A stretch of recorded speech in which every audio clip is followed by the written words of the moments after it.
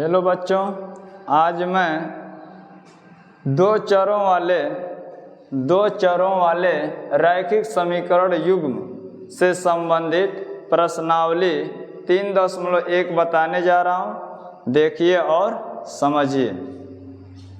प्रश्न नंबर 1 है, निम्न समस्याओं रैखिक समीकरणों के युग्म बनाइए और उनके ग्राफी विधि से हल ज्ञात कीजिए। तो पहला नंबर इसमें है, कक्षा 10 के, इसको रोमन गिनती में 10 बोला जाता है। तो कक्षा 10 के 10 विद्यार्थियों ने एक गणित की पहेली प्रतियोगिता में भाग लिया। यदि लड़कियों की संख्या लड़कों की संख्या से 4 अधिक हो तो प्रतियोगिता में भाग लिए लड़कों और लड़कियों की संख्या ज्ञात कीजिए। तो देखिए यहाँ से हल।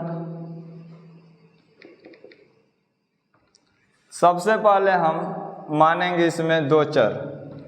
तो जो शुरू में दिया रहता है उसको हम x मान लेते हैं और जो बाद में दिया रहता है उसको y मान लेते हैं।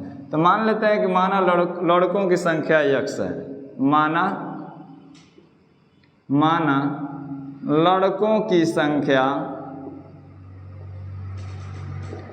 लड़कों की संख्या बराबर x और लड़कियों की संख्या बराबर y तथा लड़कियों की संख्या बराबर y। ये दो चर माने गए हैं, x और y। अब यहाँ पर देखिए 10 विद्यार्थियों ने कहा, तो विद्यार्थी में लड़के और लड़कियाँ दोनों आ जाते हैं। तो दोनों का योग 10 विद्यार्थी के बराबर होगा। तो लिखेंगे x प्लस y, मतलब x लड़के और y लड़कियां मिल करके कुल 10 विद्यार्थी हो रहे हैं। तो इसको लिख देंगे x प्लस y बराबर 10। समीकरण नंबर 1। विद्यार्थी में लड़के और लड़कियां दोनों शामिल होते हैं, तो दोनों को जोड़ने पर 10 के बराबर होगा। अब फिर कह रहा है, यदि लड़कियों की संख्या लड़कों की संख्या से 4 अधिक हो तो लड़कियों की संख्या कितना है y। तो y लिख देंगे बराबर लड़कों की संख्या से 4 अधिक है। तो लड़कों की संख्या x माने हैं, तो x लिख देंगे और x इसमें हम जोड़ देंगे। अरे x में हम 4 जोड़ देंगे तो y बराबर x धन 4 हो जाएगा। फिर से ध्यान दीजिए, यदि लड़कियों की संख्या लड़कों की संख्या से 4 अधिक है तो लड़कियों की संख्या y है और लड़कों की संख्या से 4 अधिक है, तो लड़कों की संख्या x माने हैं, तो x धन 4 कर देंगे। अब इसको पक्षांतर कर देंगे तो यहाँ पर प्लस x है, तो इधर आ जाएगा तो हो जाएगा माइनस x और प्लस y बराबर 4। समीकरण नंबर 2।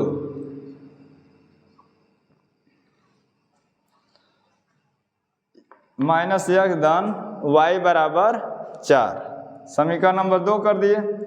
अब लिखेंगे समीकरण 1 से।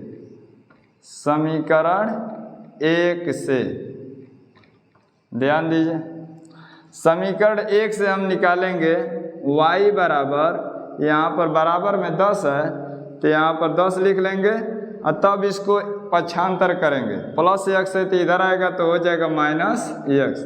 बराबर के इधर उधर ले जाने पर चिन्ह बदल जाता है, इसलिए यहाँ प्लस x है तो इधर आया तो माइनस हो जाएगा।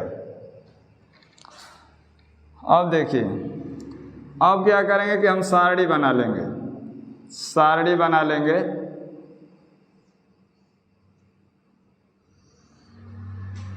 यहाँ पर x लिख देंगे और नीचे लिख देंगे y। कभी भी सारणी वाला सवाल हल करते हैं तो पहले हम y बराबर मान निकालते हैं। y बराबर 10 माइनस x कर लिए हैं, तब हम x और y का मान यहाँ रखेंगे। तो ध्यान दीजिए, x का मान अपने मन से लेते हैं तो उसी के माध्यम से हमको y का मान प्राप्त होता है। तो पहले यक्स का मान हम 0 ले लेंगे, तो वाई का मान कितना आएगा 10 माइनस 0 बराबर 10, तो वाई का मान 10 हो जाएगा। अब फिर यक्स के जगह पर हम 10 अगर रखते हैं तो वाई का मान 0 हो जाएगा, क्योंकि 10 माइनस 10 बराबर 0।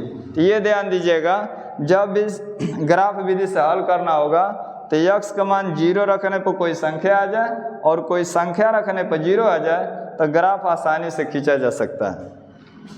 अब देखिए समीकरण नंबर 2 से अब लिखेंगे। समीकरण नंबर 2 से हमेशा याद रखिएगा कि y का मान ही निकालते हैं, मतलब y को लेकर हल करते हैं, तो y बराबर लिखेंगे यक्स धन 4, यक्स धन 4। अगर यक्स बराबर आप करके हल करते हैं तो गलती हो जाएगा, कभी भी हम हल करेंगे तो y बराबर ही करेंगे, ये ध्यान दीजिएगा। तो ये समीकरण नंबर 2 से लिख रहे हैं y बराबर यक्स धन 4। अब यहाँ पर हम सारणी बना लेंगे।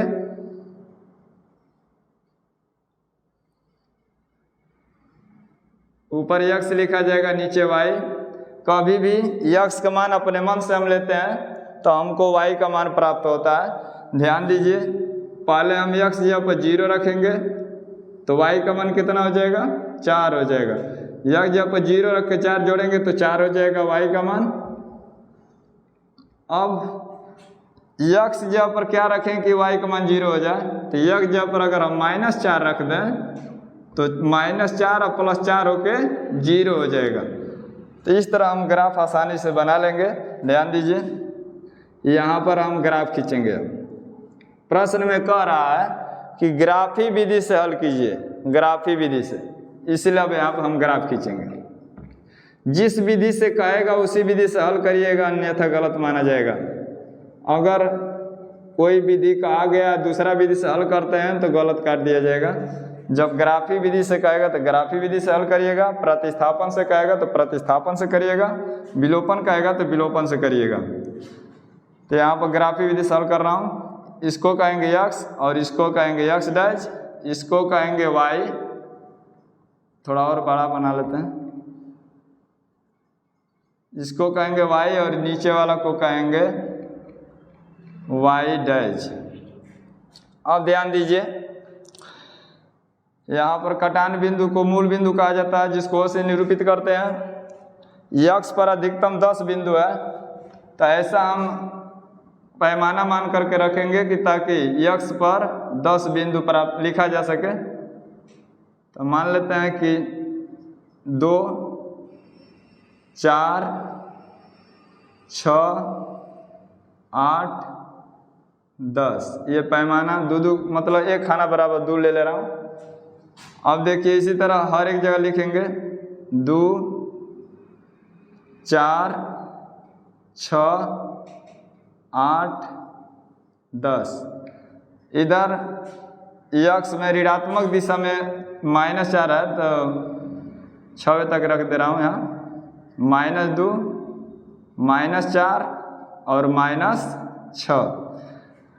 और नीचे ऋण दिशा है तो इसको लिखेंगे -2, -4 और -6 तक रहने देंगे। अब ध्यान दीजिए, यक्स का मान 0 है तो 0 तो अपने मूल बिंदु पर आएगा, और वाई का मान 10 आया है तो 10 जो है धनात्मक कोटि माना जाएगा इसको।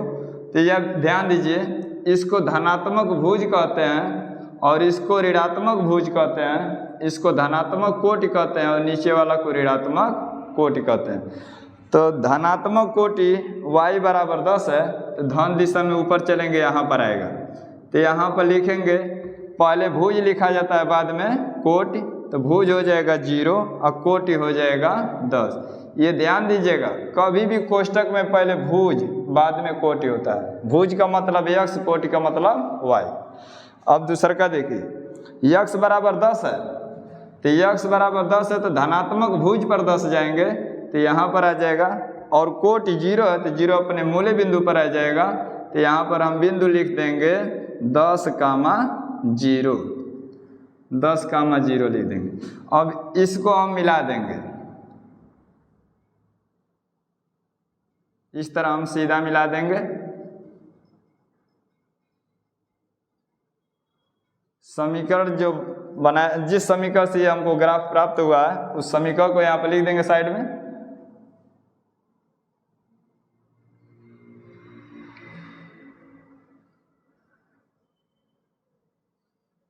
यहाँ पर लिख देंगे x प्लस वाई बराबर 10।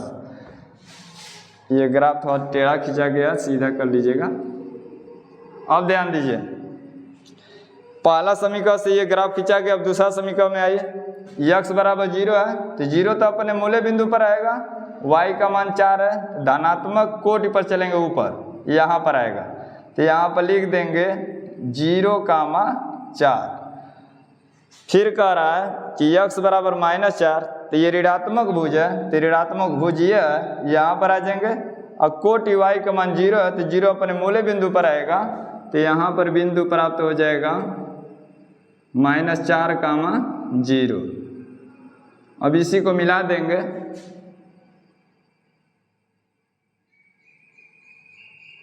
इस तरह मिलाते हुए खींच देंगे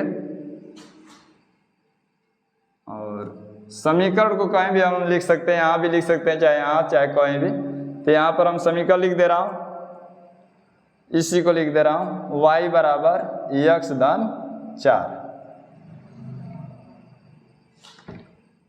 y बराबर x धन 4। यही आपका आंसर हो गया। तो बच्चों, आप लोग मेरे चैनल को लाइक और सब्सक्राइब करते रहें और अधिक से अधिक शेयर करें ताकि अन्य बच्चे भी इसका लाभ उठा सकें। धन्यवाद।